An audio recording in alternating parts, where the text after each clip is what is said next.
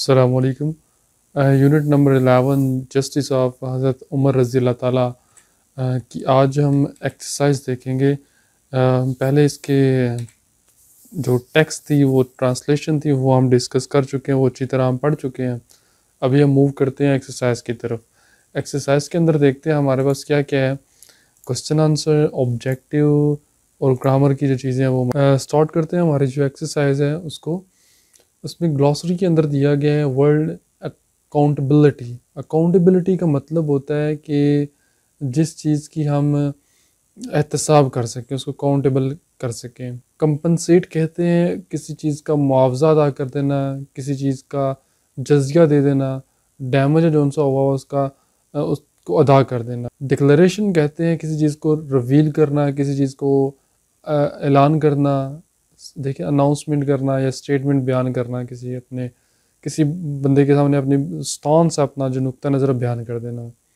Demonstration इशारा करने को भी कहते हैं, हुक्म को भी कहते हैं, ज़ाहिर करने को भी कहते हैं, show, reveal, prove. In depth मकरूज होना, simple depth, prerequisite, necessary, essential, लाजमी। ओके, नेक्स्ट पे है match the column A with their meanings in column B.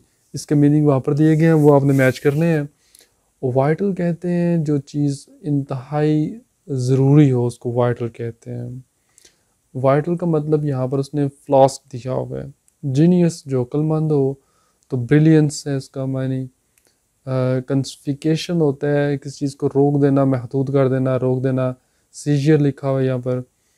Interest पुख्ताज़म के साथ, ईमान के साथ, इत्तेहाद के साथ, यकीन के साथ। डेलीगेशन, इन्फ्लिक्ट आयद करना, इम्पोज।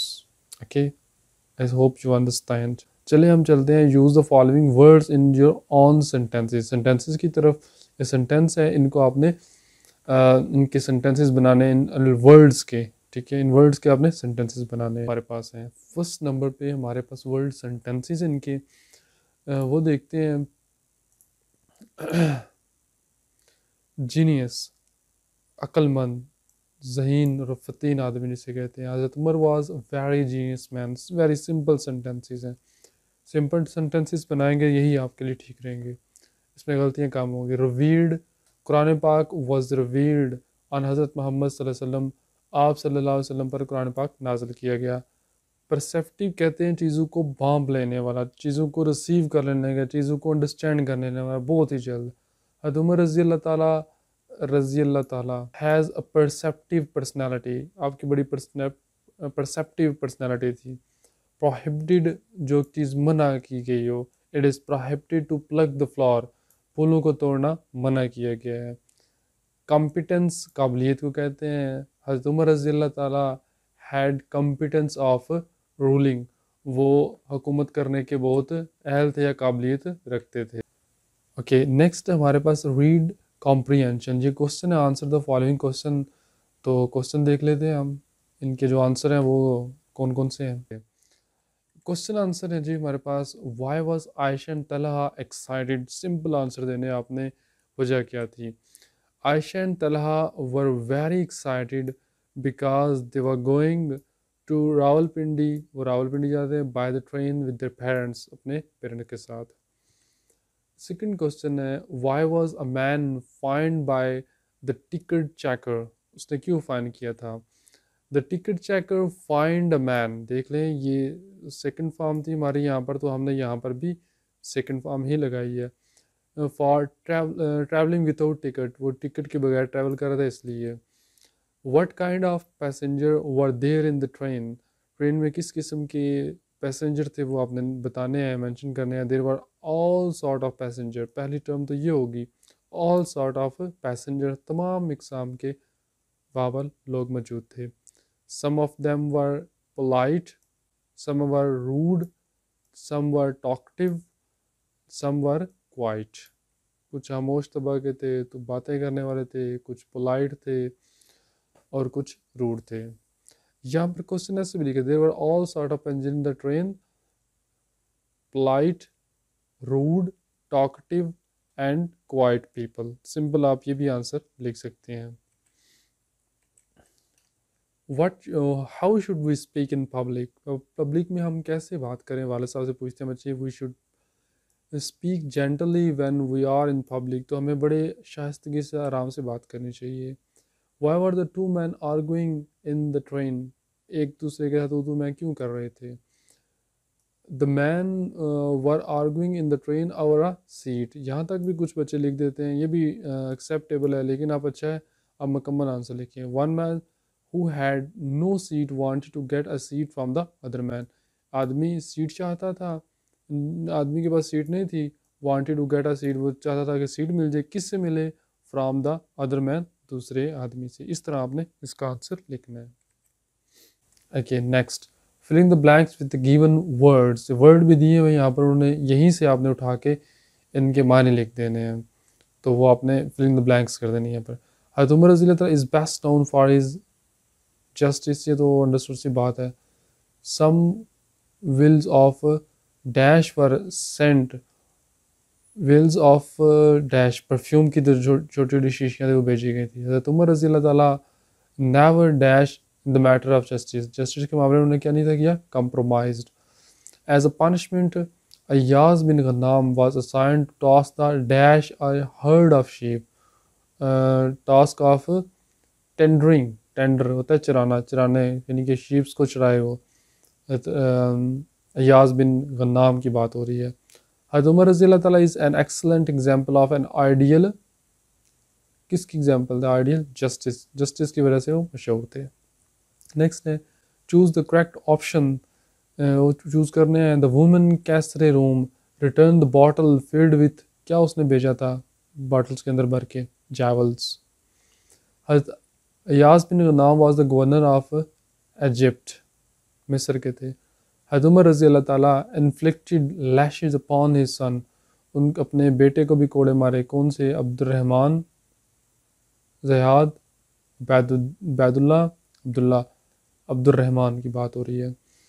अय्यास बिन गुमान वाज वो डैश क्लॉथ, कौन से उनके कपड़े बनाए गए, रिच, हम्बल, कॉटन, सिल्कन, कौन से कपड़े पहनते थे, सिल्कन, सिल्क के कपड़े पहनते थे, जिस वजह से उनको पकड़ हुई इनकी। हज़रत उमर रज़ी अल्लाह ताला is best known for his, किस वजह से मशहूर थे, जस्टिस की वजह से मशहूर थे। Very good. अच्छा, ये जो टेक्निक्स हैं ये आपके पेपर में किसी तरह किसी हवाले से भी नहीं पूछी जाएंगी, तो लिहाजा आपको पढ़ने की भी इतनी हाँ ज़रूरत नहीं है।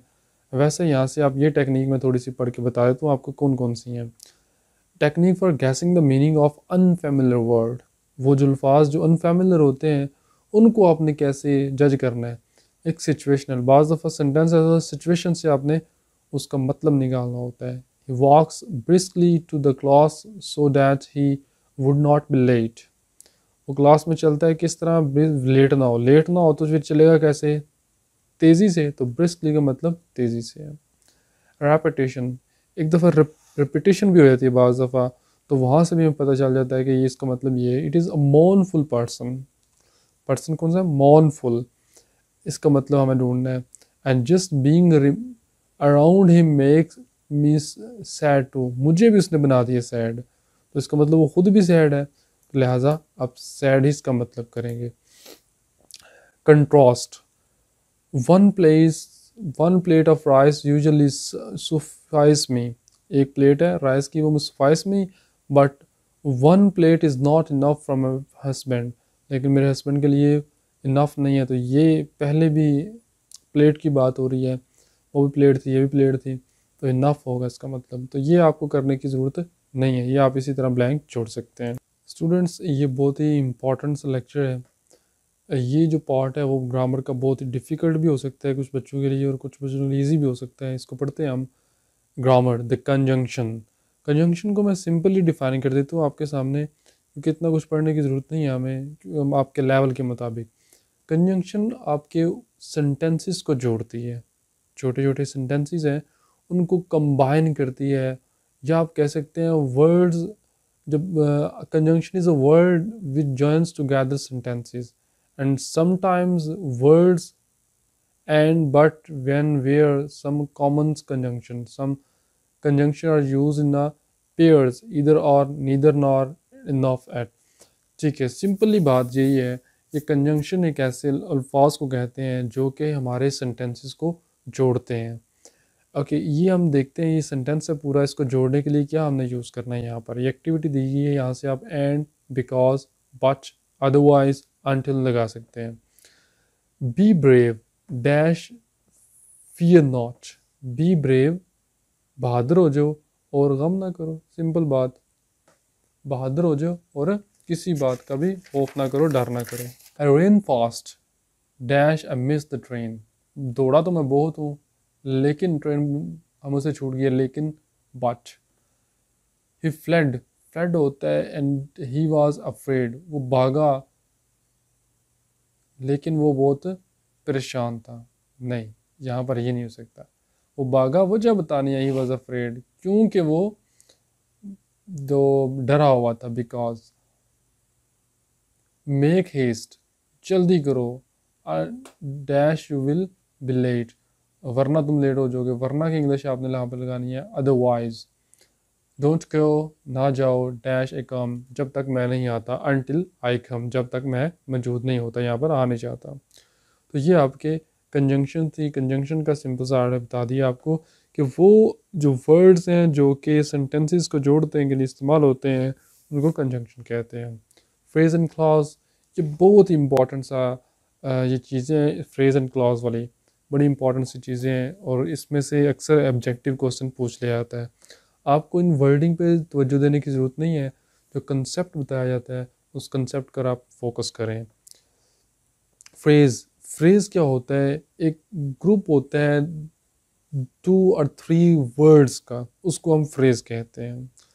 अब ये कंप्लीट मीनिंग नहीं देता, दो बातें आपके जहन में होनी चाहिए। जैसे इन द ईस्ट, मगरब में, ऑन द वॉल, छत, दीवार पर, तो इनका मतलब वाज़ह नहीं हो रहा, लेकिन ये ग्रुप ऑफ वर्ड्स हैं और इनको हम फ्रेज़ कहेंगे। क्लॉज, क्लॉज क्या होती है? क्लॉज भी ग्रुप ऑफ वर्ड होते हैं, लेकिन इसका एक छोटा सा सेंटेंस बनता है और इसके मतलब भी हमें समझ काफ़ी हद तक आ जाता है। जैसे वाइल इट इज़ रेनिंग, जब बारिश हो रही थी। ठीक है, इसी तरह अगर हम थोड़ा सा आगे चलते हैं नेक्स्ट पेज पे, तो क्लॉज और फ्रेज का डिफरेंस यहाँ पर उन्होंने बताया हुआ है। A clause is a group of words, a phrase is a group of words. Okay, clause have both subject and predicate, subject होता है उसमें, और फ्रेज में कोई सब्जेक्ट काम करने वाला और उसमें प्रेडिकेट वगैरह नहीं होता।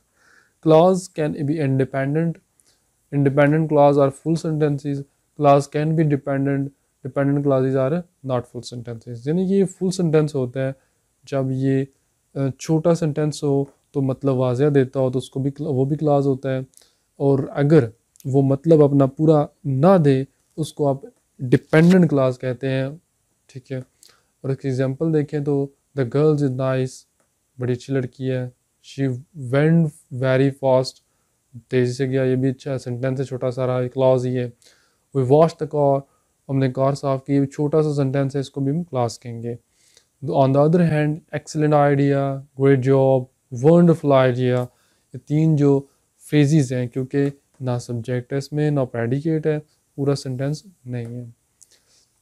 एक्टिविटी में हमें ये कहा गया है कि पूरा हमने लिखा हुआ है यहाँ पर, तो आपने बताना है ये जो लिखा हुआ है बोर्ड में, ये फ्रेज है, क्लॉज है। Because of increase enrolment in higher education, ये पूरा एक सेंटेंस बन रहा है, और सेंटेंस कौन है? इंडिपेंडेंट बन रहा है, तो ये कौन सी है? क्लॉज है, फ्रेज नहीं है। सम पीपल, कुछ लोग, फ्रेज है। As medical facilities are increasing, ये सेंटेंस है, शॉर्ट सेंटेंस है हमारा, क्लॉज है। The teacher was not in the class, sentence और क्लॉज कहेंगे इसको भी।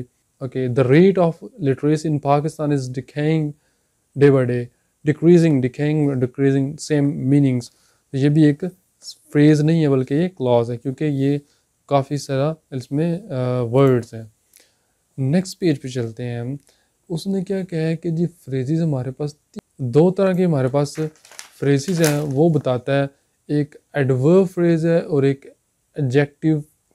एडवर्ब फ्रेज एक ही इसने बताई है बल्कि, और वो नाउन फ्रेज पहले ही बता चुका है। ओके, एडजेक्टिव फ्रेज कौन सी होती है? ऐसी फ्रेज जिसमें नाउन की तारीफ की जाए, जैसे he was wearing a crown, made of gold, gold से बना हुआ।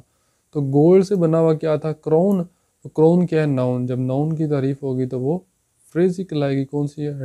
एडजेक्टिव फ्रेज कहेगी, एडजेक्टिव फ्रेज। अब हमने पढ़ना क्या है? एडजेक्टिव क्लॉज पढ़ना है। क्या पढ़ना है? एडजेक्टिव क्लॉज क्या होती है ये हमने देखना है। An adjective clause is a group of words which contains a subject, predicate of its own and does the work of an adjective. Adjective का काम कर। जैसे God helps those, उनकी मदद करता है, who helps them, जो वो मदद, उनकी मदद करता है जो कि अपनी मदद करते हैं। ओके, who help themselves, जो कि अपनी मदद करते हैं। तो यहाँ पर नाउन की तारीफ हो रही है, दोज, उन लोगों की। तो मतलब ये है कि पूरी फ्रेज ये हु हेल्प देम, बंदों की बात हो रही है ये सारी फ्रेज के अंदर, क्लॉज के अंदर, सॉरी। तो ये एडजेक्टिव क्लास हो गई। अच्छा, एडजेक्टिव क्लास में क्या होता है? एडजेक्टिव क्लास में दो चीज़ों की वजाहत की जाती है, नाउन की तारीफ की जाती है या प्रोनाउन की तारीफ की जाती है। किसकी? या नाउन की और प्रोनाउन की इन द मेन क्लॉज। कौन सी क्लास में? मेन क्लास में नाउन या प्रोनाउन की तारीफ की जाती है, तो उसको हम एडजेक्टिव क्लॉज कहते हैं। एक तारीफ तो खत्म होगी हमारी, बात खत्म होगी हमारी। ओके, दूसरी बात क्या कहते हैं कि इसकी निशानियाँ क्या क्या है? पेपर में आ जाए ना तो हमने निशानियाँ कौन कौन सी देख के हमें पता चल जाता है कि ये कौन सी है। देखते हैं जी हम। Begins with a relative pronoun, relative pronoun से शुरू होती है, such as that, which, who, whom, whose। इन प्रोनाउन से शुरू होती है जो कि अपना रिलेशन अपने बिल्कुल पीछे वाली चीज़ें शो करते हैं। जैसे the umbrella which has a broken handle is mine. Which, ये कौन सा शुरू यूज़ हुआ है? ये रिलेटिव प्रोनाउन यूज़ हुआ है, विच भी रिलेटिव प्रोनाउन नहीं है। तो ये किसकी तारीफ कर रहा है? अम्ब्रेला की। तो इसका मतलब ये पूरी क्लास क्या होगी? एडजेक्टिव क्लास होगी। फिर देख लें, ऐसी क्लास जो कि नाउन या प्रोनाउन के मीनिंग में इजाफा करे उसको हम एडजेक्टिव क्लॉज कहते हैं। और इसकी निशानी ये है कि ये रिलेटिव प्रोनाउन से शुरू होती है, who, whose, whom, which, who और डैट्स। ओके, मूव करते हैं नेक्स्ट, एडवर्ब फ्रेज। पहले उसने एडवर्ब फ्रेज बताया क्या होती है। ये ऐसी फ्रेज होती है जो कि एडवर्ब, वर्ब के मायने में इजाफा करती है। For example, I have done well on the whole, मतलब मुख्तसरन, मुकम्मल अगर बात करें, ऑन द होल अगर हम बात करें, एज अ होल बात करें तो मैंने अच्छा काम किया। तो वेल की बात हुई है, अच्छा किया। तो ये भी हमारा, क्योंकि एडजेक्टिव है वेल, वैसे तो एडजेक्टिव है, लेकिन जो एडजेक्टिव की तारीफ़ करे उसको भी हम एडवर्ब ही कहते हैं। तो इसलिए ऑन द होल किसकी तारीफ़ कर रहे हैं? वेल की। तो हमारी एडवर्ब फ्रेज होगी। नीचे आते हैं, एडवर्ब क्लॉज। हमने बताना ये है कि एडवर्ब क्लॉज क्या होती है। मैंने बताया आपको कि एडवर्ब किस किस को मॉडिफाई करता है? एडजेक्टिव को भी करता है, वर्ब को भी करता है, और another adverb in the main clause, main clause के अंदर दूसरे एडवर्ब को भी करेगा, क्वालिफाई करेगा। अच्छा जी, इसकी निशानियाँ क्या क्या हैं? जिस तरह हमारे एडजेक्टिव की निशानियाँ देखी थी कि वो रिलेटिव क्लॉज से शुरू होता था, ये देखते हैं किससे शुरू होता है जी। सब ऑर्डिनेट कंजंक्शन से शुरू होता है। किससे? कंजंक्शन होती है लेकिन सब ऑर्डिनेट, जैसे after, although, because, if, since, when, where. ये क्लॉजेज, ये हमारी कंजंक्शन है जो कि सब ऑर्डिनेट है। सब ऑर्डिनेट कंजंक्शन वो होती हैं कि जिनसे शुरू होने वाला सेंटेंस है पूरा, वो अपना पूरा मतलब नहीं देता, उसको हम एडवर्ब क्लॉज कहते हैं। ठीक हो गया। नेक्स्ट हमारे पास है नाउन फ्रेज। कौन सी फ्रेज है? Noun phrase. नाउन फ्रेज क्या होती है? ऐसी फ्रेज जिसमें ज़्यादा स्ट्रेस नाउन के ऊपर दिया जाए या नाउन का काम करे। अर्ली टू बेड, किसकी बात हो रही है? बेड की। तो ये हमारा नाउन है। क्लियर। इसी तरह हमारे पास नाउन क्लॉज है, ऐसी क्लॉज जो कि बात करे किसके मतलब, नाउन के मतलब बात करे, उसको हम नाउन क्लास करते हैं। जैसे लिखा what he wants, what he wants, he के ऊपर जोर दिया गया है नाउन के ऊपर, तो ये हमारी नाउन क्लास है। नाउन क्लॉज की जिसने एग्जांपल दी है यहाँ पर कि नाउन क्लॉज ऐसी क्लासेस होती हैं जो कि serves as a subject and object, यानी कि सब्जेक्ट और ऑब्जेक्ट के तौर पर इस्तेमाल हो। बिगन्स किससे शुरू होती हैं, डैट से, what, whatever, when, where, which, whose, whom, whosoever, whosoever, whose और why से। That you escaped injury amazed me, कि आप इंजरी से बच के बड़ी हैरानगी है मुझसे। I expect, उम्मीद करता हूँ, that I shall get a prize, मुझे प्राइज़ मिलेगा। तो ये पूरी फ्रेज और ये मुझे प्राइज़ मिलेगा, तो ये एज अ ऑब्जेक्ट, ये सब्जेक्ट है, उसका ऑब्जेक्ट है, तो ये भी नाउन क्लॉज है। तो ये हमारा सब्जेक्ट था और ये ऑब्जेक्ट उसने पहले दिया हुआ था, सब्जेक्ट हमने बनाना था, तो डिफ़ाइन करना था या इंडिकेट करना था, तो ये हमारी नाउन क्लॉज है। आगे उसने क्या किया हुआ है, नीचे एक्टिविटी दी हुई है, कहता है ये है, इस एक्टिविटी से क्या करें आप, पुट करें कि नाउन क्लास कौन सी है और दूसरी क्लासेस कौन कौन सी हैं। देखते जी, हम देखते हैं यहाँ पर। uneasy lies the head that wears a crown, that wears a crown, जो के क्राउन पहनता है। कौन पहनता है, बंदे किसी का नाम होगा ना, बात होगी, तो ये हमारी कौन सी फ्रेज होगी फिर, नॉन फ्रेज होगी या एडजेक्टिव फ्रेज होगी, ये हमारी एडजेक्टिव फ्रेज होगी। डैट वियर्स अ क्राउन, वो जो पहनता है, तो ये हेड की बात हो रही है, तो हेड हमारा सर है, तो ये नाउन है, तो नाउन को क्वालिफाई करे तो वो एडजेक्टिव फ्रेज कहलाती है, ये हमारी एडजेक्टिव है फर्स्ट वाली। नंबर 2 देखते हैं। That he will succeed is certain, he will succeed, ये हमारी पूरी class as a subject use हुई है। ये देखें, ये एग्जाम्पल भी है, तो ये जो सब्जेक्ट यूज हुई है एज अ, तो वो नाउन क्लास होगी हमारी। नंबर 3 पे, स्ट्राइक द आयरन, उसको मारो जोर से। वाइल इट इज़ हॉट, जब के ये क्या हो, जब के ये गर्म हो। वाइल इट इज़ हॉट, ये गर्म हो, तो ये क्या हो, गर्म हो, तो गर्म होना ये किसकी खूबी बयान की जा रही है, आयरन की, तो ये आयरन लो है, तो ये भी आपकी एडजेक्टिव क्लॉज है। कौन सी है, एडजेक्टिव क्लॉज है, क्योंकि लोहे की तारीफ कर रही है, तो ये एडजेक्टिव होगा हमारा। Next, unless you work hard you will fail, उस वक्त तक तुम काम नहीं करते तुम पास नहीं हो सकोगे। तो हमने बात की थी कि अगर हमारा सेंटेंस कौन सी, ये देखें यहाँ पर एडवर्ब क्लास जो सब ऑर्डिनेट क्लास से शुरू हो रहा, तो अनटिल भी सब ऑर्डिनेट क्लास के अंदर ही आता है, तो ये हमारी एडवर्ब क्लास होगी। All that glitter is not gold, हर वो चीज़ जो चमकती है, इज़ नॉट गोल्ड, सोना नहीं है, तो ये एज अ सब्जेक्ट यूज़ हुआ है। ऑल दैट ग्लिटर, ये वाला, तो ये हमारी नाउन क्लॉज होगी। सब्जेक्ट शुरू हुआ ना शुरू में। Why he left is a mystery, mystery है, why is left, why he is left, ये भी as a subject he use हुआ है हमारे पास, तो ये भी हमारे पास नाउन क्लॉज ही है, क्योंकि पूरी सब्जेक्ट आ रही है और उसके बाद उसका ऑब्जेक्ट है। यूथ इज़ अ टाइम, जवानी वक्त होता है, when the seed of characters are sown, जब किरदार के बीज बोए जाते हैं, व्हेन, जब, तो ये आपने पढ़ा था पीछे कि व्हेन से जो चीज़ स्टार्ट हो रही हो, तो वो कौन सी एडवर्ब क्लास होती है, ठीक है, ये कौन सी है, एडवर्ब क्लास।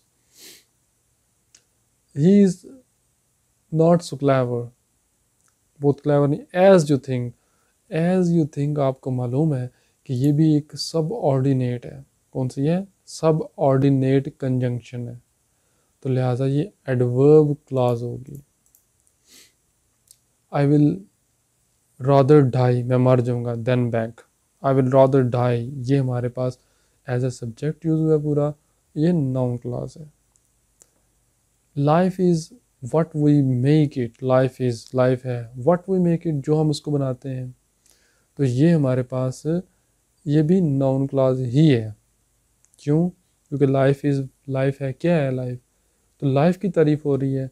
तो ये हमारी पूरी व्हाट वी मेक इट, जो हम इसे बनाते हैं, तो हम बनाते हैं जो उनसे हमें हमारी बात हो रही है, तो ये भी हमारा ऑब्जेक्ट के तौर पर आ रहा है।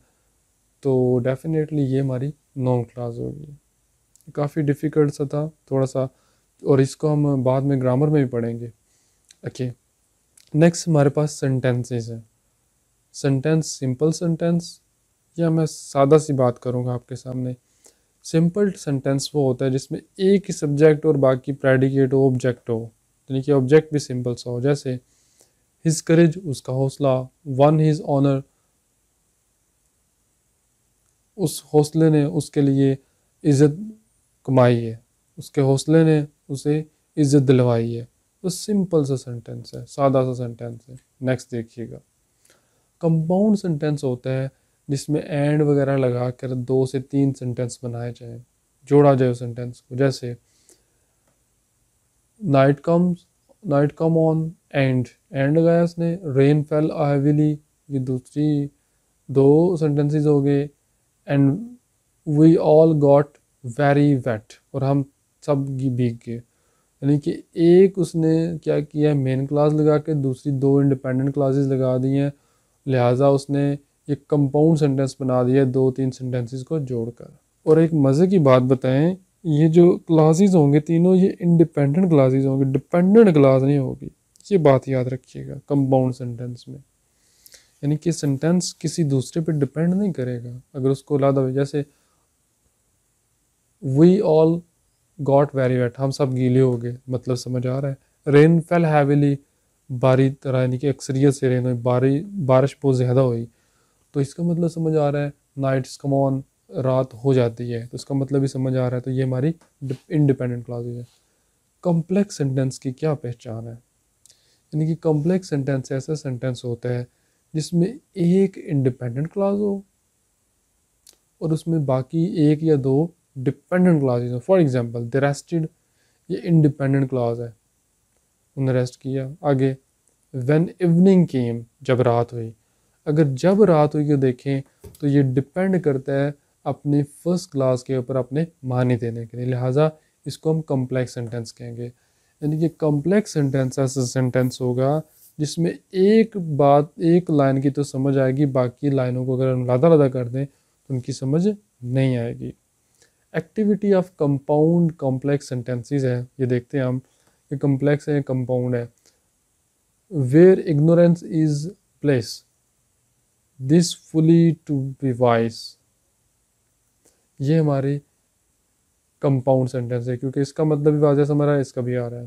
Okay, those who always talk, वो जो इसको मुलादा करते हैं, दोज हु ऑलवेज टॉक, वो जो हमेशा बातें करते हैं। नेवर थिंक, कभी नहीं सोचते। दोज हु टॉक, ये हमारी डिपेंड करती है ये लाइन हमारी कि हम इसके बगैर मतलब नहीं दे सकते ये वाली। तो यानी कि सवाल पैदा होता है कि वो जो हमेशा बातें करते हैं वो क्या है, तो लिहाजा ये कॉम्प्लेक्स सेंटेंस है। They serve god well who serves his creature, ये दोनों मतलब समझ आ रहे हैं, जो अपनी महलूक को मदद नहीं समझ आ रही। Second, who serve his creature, जो उसकी महलूक की मदद करता है, ये डिपेंडेंट क्लास है, इस पे ऊपर डिपेंड करती है, लिहाजा ये कॉम्प्लेक्स सेंटेंस है। We must eat to live, but we should not live to eat. We should not live to eat, we must eat to live। दोनों समझ आ रहा है, तो ये कंपाउंड नहीं है बल्कि कंपाउंड सेंटेंस है। लिसन केयरफुली, डोंट टॉक, ये भी दोनों अलग अलग सेंटेंस हैं, तो ये भी कंपाउंड सेंटेंस है। Man is guided by reason, ज़्यादा करें इसको। बीस्ट बाय इंसिस्ट, गधों को, बीस्ट को इंस्टिंक्ट सख्ती से समझ आती है और इंसानों को रहनुमाई से, रीज़न से समझ आ जाती है। तो ये भी हमारी कंपाउंड सेंटेंसेस है। Govern your passion, they will govern you, they will govern you, दोनों कंपाउंड सेंटेंसेस है। क्यों? क्योंकि इसका मतलब वाज़ह समझ आ रहा है और इसका भी वाज़ह समझ आ रहा है। तो डियर स्टूडेंट्स, ये थी हमारी एक्सरसाइज आज की। और राइटिंग स्किल हम नहीं करेंगे यहाँ पर। एक्सरसाइज काफ़ी डिफ़िकल्ट थी, लेकिन हम इसको रिव्यू जो ग्रामर के लेसन होंगे उसमें भी हम करेंगे। तो हमने एक सरसरी सी बातें आपको बता दी, इसलिए बता दें ताकि जब हम नेक्स्ट पढ़ेंगे तो हमारे पे बर्डन भी कम हो और हम थोड़ा सा इसको पहले जानते हों तो इजीली समझ सकें। वीडियो को देखने का बहुत शुक्रिया। Thank you. अल्लाह हाफिज़।